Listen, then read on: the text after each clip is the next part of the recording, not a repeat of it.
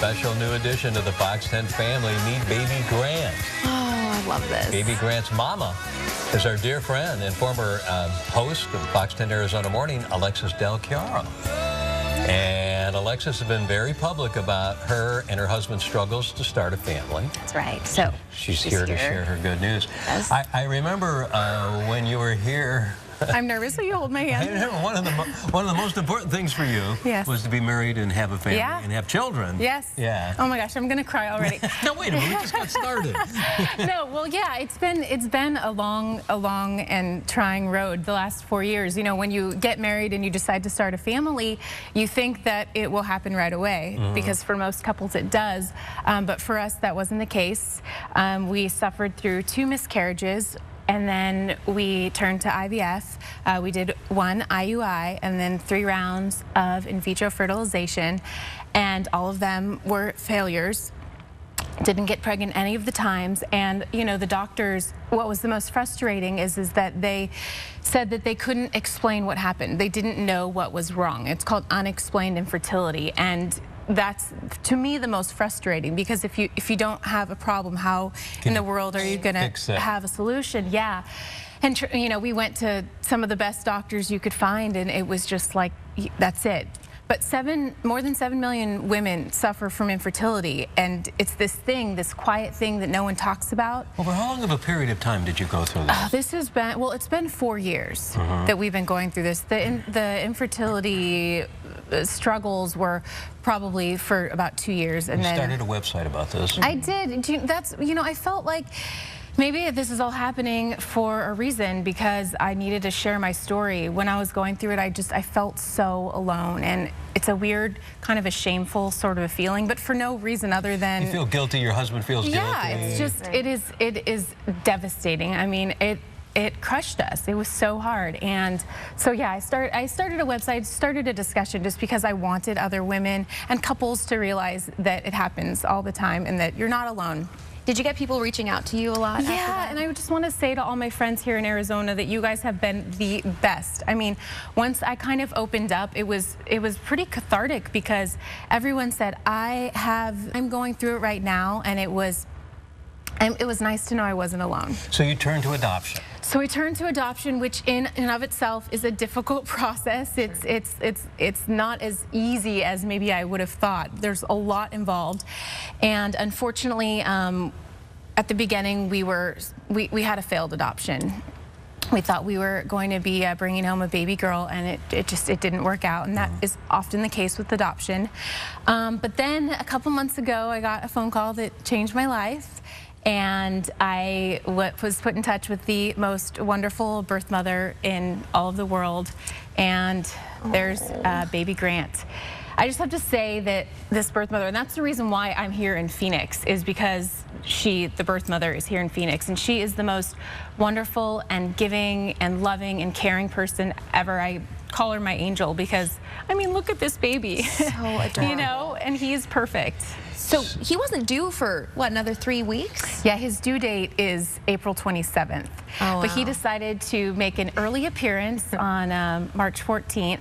And I just happened to be out here to go to a doctor's appointment with her, flying in for a couple of hours, and then they admitted her to the hospital. And so I've been here ever since, back in Phoenix for So when I met baby Grant, we were in a hospital situation, but baby Grant has since been released. Yeah, he was in the NICU for 3 weeks, but he had a few breathing difficulties when he was first born, very common with preemies. And now he's doing great. He has been released, so we'll be getting back to California here in a couple of days. Okay, so here's the big thing about this story, is after you've been through all this, over 4 years you said. There's Gabe, by the way. There's my husband, yes. What a beautiful family. Thank you. So after you've been through all this and you adopted baby Grant, and then you come to find out that baby Grant is going to have a sibling. Baby Grant is going to be a big brother. I'm pregnant. We can't eat. This is so amazing. I'm due in August, and I'm having a little girl. When did you find out? And what was that like? Oh, man, I just fell to the floor and thanked God. I found out a week after we committed to the adoption. We came out here, met birth mom, and met her family, and decided we were going to go through with the adoption. And a week later, I found out that I was pregnant, and it's a miracle. Yeah. Because doctors said you will never be able to get pregnant. It's not possible. It will never happen. This seems like something that happens a lot, though. I mean, I hear stories like this a lot where women are told you can't ever have a kid, and then it's just I can't tell you how many people that I told this story to say, well, see, the pressure was taken off. But see, that's not it. No, maybe not. Okay, I think, yeah, and I've heard stories like that too that happened to a coworker's friend's brother's neighbor. Yeah. But, you know, I didn't really know anyone that happened to. And I don't think it's a pressure thing or a stress thing, and that's what a lot of people say during infertility. Once your mind's off of it, you'll get pregnant. But if a doctor tells you you have a medical condition, like something is wrong with your body where it cannot perform a function that it was born to do, you would never not worry about it. You know, you would always stress. You would say, okay, I'm going to adopt because I'm going to go in a different... And that's my message about infertility. Anyone that's watching it that may be struggling is, if you want to be a parent, there is a way. It will happen. It will, it will test everything that you have inside of you, but it can happen. And gosh, 4 years later, I've got 2 blessings. I've got my baby boy and a baby girl on the way. And, you know, I wouldn't have planned it this way, obviously, but God had a better plan for me. Do you believe that God, a higher power, has said, well, because you've adopted this child, I'm going to give you your own child? I think that Grant was always supposed to be our baby, and now that we have him, that, you know, I can have my own. We're all crying over here. I wish you could have seen the look on James, our floor director's face, when you said you were pregnant. He was like shocked. No, right? I honestly, every time I tell someone, you didn't know. No, see, we kept it a secret until you announced it. Thank you. Yeah, every time I tell someone, it is so exciting for me because it is the last thing that people expect to hear. I mean, it's the last thing I expected to hear, you know. So, well, that is just a miracle. Congratulations. Thank you. Thank you so much. And you know, people always ask us, where's Alexis Del Chiaro? Whatever happened to her? When you left her, you went to San Diego and worked the morning show for 3 years, which I watched you from my boat. We texted back and forth. Had a lot of martinis in San Diego. And then you were at KNBC in Los Angeles for a while. We had our station KTTV in LA for a while. And then you were in Sacramento. And now you're kind of like a retired mommy.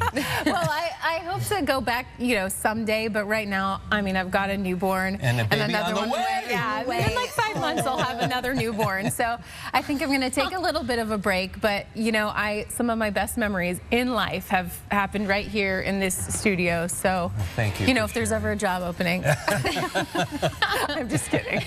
But seriously, no, but really, you're loved here, that's for sure. Thank you for sharing. I'm sure it's an inspiration to so many people out there. Do you remember Corey? He's still around. I don't know, that guy. I think he was like a cheerleader for a while or something. Mud run. I beat him in a mud run. Yes.